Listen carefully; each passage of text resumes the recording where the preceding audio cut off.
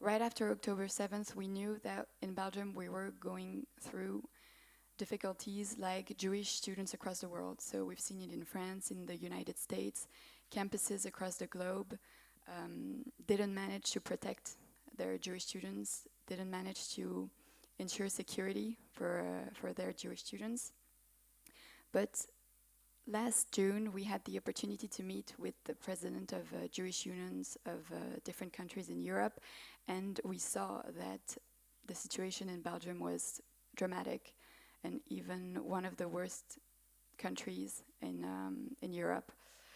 What I mean by that is we've seen protests everywhere, we've heard anti-Semitic slogans everywhere across the globe, but in Belgium, the thing is, the intensity of the hate and the omnipresence of the conflict in the Middle East on campus is impressive.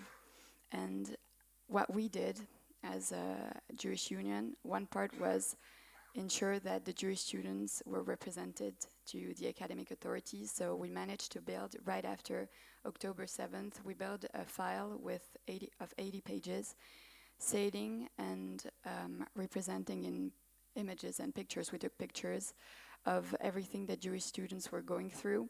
It started with tags and slogans denying the right of Israel to exist, so from the river to the sea, or speaking about violence, calling for intifada.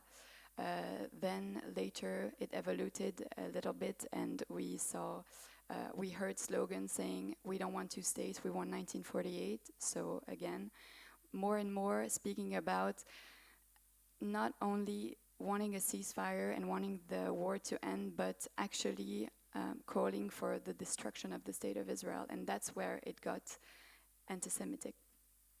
So we made this file and we went to the authorities to make sure that they knew what their Jewish students were going through. And they know.